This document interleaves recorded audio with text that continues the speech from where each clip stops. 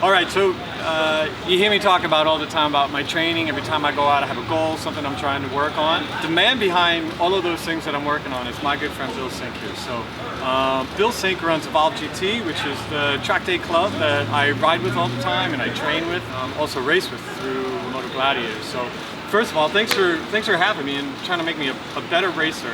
I wanted to talk to you a little bit about the sport of motorcycling in America, really, and then Evolve GT as it is, and you started it the last couple of years, and what it's all about. Yeah, well, the sport in general in America is kind of fading, you know what I mean? So we think that it's fading because people are just not getting into the sport anymore because they're crashing all the time and they're getting out of the sport. Right. So we think with the proper training that we could actually get more people back in the sport, and then you don't have to make this dangerous sport. Right. I mean, you know, there's risks to everything, and we think we can mitigate some of the risk and make this just like any other sport. One thing I always try to tell people, like when I'm at the car club and stuff, and like to talk about cars, motorcycles, this is that, you don't have to race to go into a racetrack. No, not at all. You know, like racing's for guys like you that still want to risk it. Right. I still love riding my motorcycle fast, right?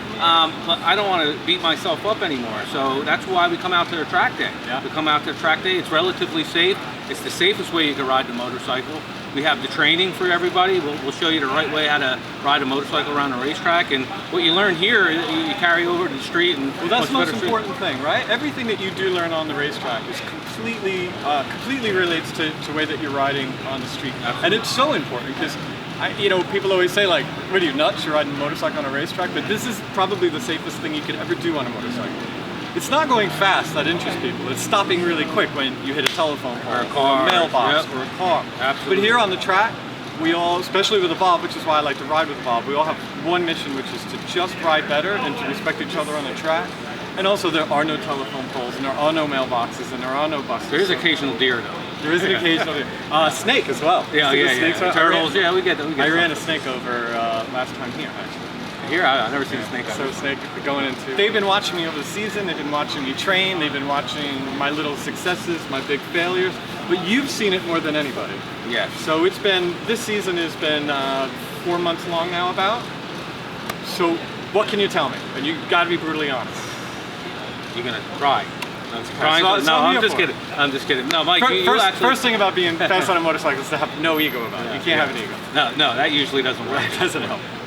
No, Mike, I've seen huge improvements. I actually asked you to help me start coaching today. Big moment for me. Yeah, big moment for you. I mean, you're riding from the beginning of the season to where it is now. You make leaps and bounds. It's unbelievable. I think it's all because you're focused. You're a very focused person. So when you set out to do something, you do it. And that's what probably got you where you are at such a quick time. My wife is good to me. My wife and coworkers, very accepting, which is good. It's a Monday, Here we are. Oh, that's true. That's right. Right. What is I have a couple of things like that I know my next steps are is I have discovered that I'm much more comfortable in left-hand corners than right-hand corners. I didn't really know that until I watched the video. And so I have to sort of treat the right side the same. This is my plan. And then today the thing I'm working on is, as I'm getting quicker and quicker, I need to lean more in corners to actually stand the bike up more and get it on the fatter part of the tire. And so I know that my lower body is all correct, and I need to be more exaggerated with my upper body. So I'm parallel with the motorcycle. And that'll, it's really just trying to get my head past the bars on both sides. I'm always sort of working on that, and then body timing is the only thing Body timing is your thing. Yep, body timing is my thing, and then just trying to exaggerate. Yep. From your perspective, someone who has an interest, there are millions of motorcycle riders out there who are riding on the street, even guys like me who race cars for a long time. I mean, I think that there are so many people, which is why we're having this whole show and talking about it, is to get on the track. For you, what are the most important things? So someone who's been thinking about it, oh, I'd like to do it. Oh, I'm watching MotoGP. Oh, did you see Rossi? That guy who's obsessing about it on TV on Sundays, what can he or she do on Monday? You just got to make the commitment to do it. And I kind of keep data on this. It takes about 3 years between you telling your buddy, saying you got to try this, to you finally talking to your buddy to get him here. Think about it. It's about 3 years. Exactly my case. Yeah, so I kind of keep that. It's like unwritten data that I keep in the back of my mind. So it is. Right. It's about 3 years. So you've been bugging your guy for 3 years, and finally he gets here, and first thing they're going to be is like, why did I wait so long? Right. You know what I mean? Because if I could correct some of the bad habits immediately, that means you weren't. Yeah. You know. I've been racing cars, riding, really enjoying just sort of going to track days and riding motorcycles on tracks, like on weekends I wasn't in a car. It's just kind of having fun, and it was about 3 years ago that I said, you know, the transition from cars to motorcycles is what's really calling me. And I had a feeling it would take that long, but I put those years to use. So what I did is, I'm a city slicker, man. I never rode motocross bikes, but I got a motocross bike.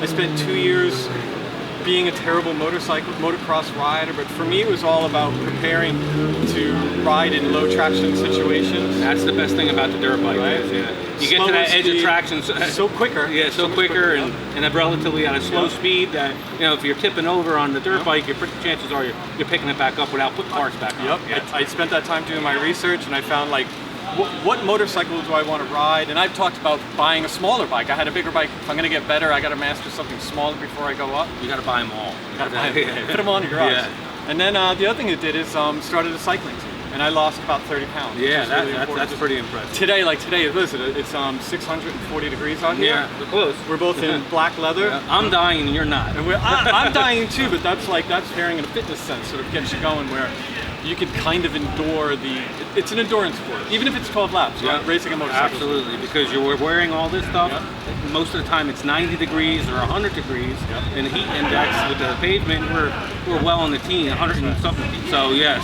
you got to be in some kind of physical shape. So if you do have the bug, go to Evolve GT, especially if you're on the East Coast here, see the track days and the schedules that we have, and then send Bill an email.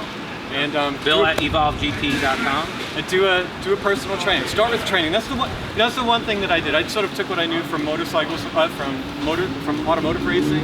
When I was casual about the bike and I was applying it, I have broken collarbone, broke all my ribs. I made all the mistakes because I was trying to apply an automotive technique to motorcycle technique, and it didn't work. Go get some training. Just learn how to get direction. Go fast. Go faster, safer. So. And even Mike will be your coach. For a start. But thank you, Bill. You got it. Right Thank you, on. Bob, you too.